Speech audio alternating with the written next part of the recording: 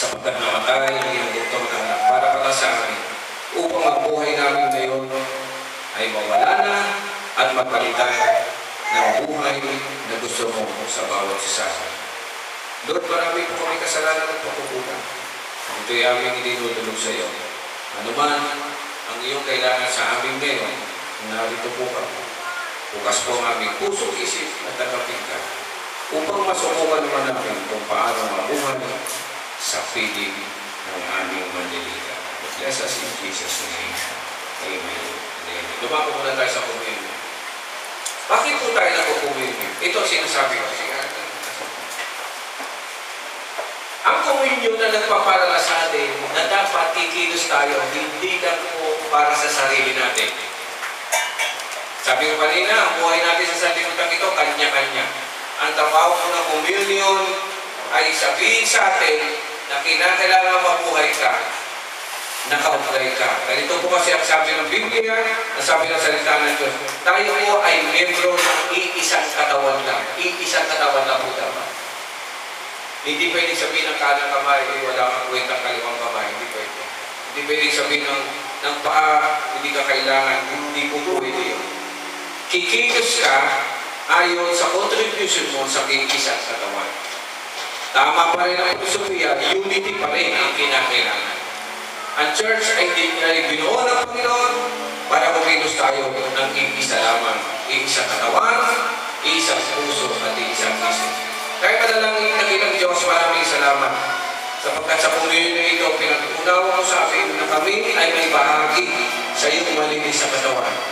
Mga kapatid, sa inyong pagkain at Panginoon sa salo at dahil sa pagkain sa tinapay, ipinapaalala sa inyo na hindi kayo nabubuhay para sa inyong sarili lamang. Dapat kayo mabuhay kasama ng mga pinili ng Panginoong Diyos. Tandaan ninyo, mas marami tayong magtutulungan, mas lalakas ang ating dalawa. Lord, buksan mo ang puso at isip, ano man ang kasalanan na kita mo. Sa mga ito, patawanan mo ang bawat sa amin, Panginoon. Napaalala mo sa amin na kami ay bahagi ng iyong karya. Bless this in Jesus' name. Amen and amen. Thank you din inyong bahagi sa katawan at dugo ng ating Panginoon. Ito ang tinapay ng buhay.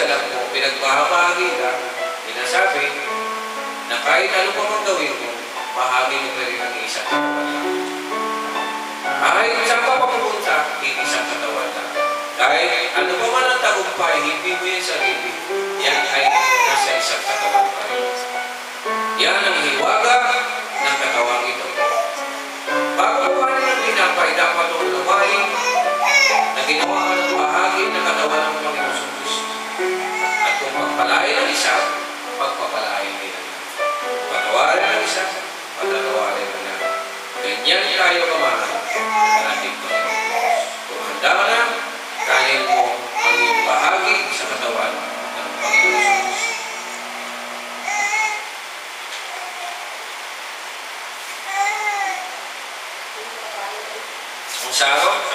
ulitin. Ito ang saro ng pag-ibig.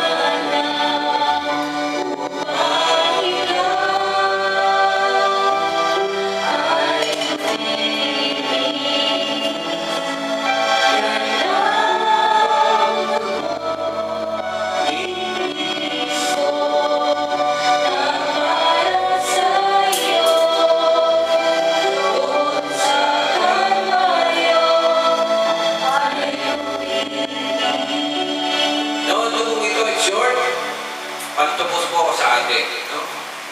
Mahirap unawain, pero nagkasala tayo at nagtapos sa atin, walang kasalanan.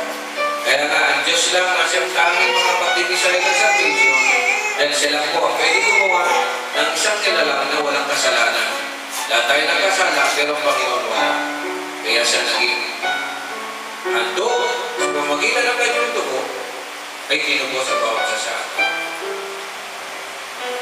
Maunawaan mo rin niya pagdating ng panahon na hindi na ikaw ang magdurusa. May nagdusa na para sa iyo. Ipagpasalamat mo na kung naman ang biyayang ito ay pinagdala ko sa iyo ng Panginoon.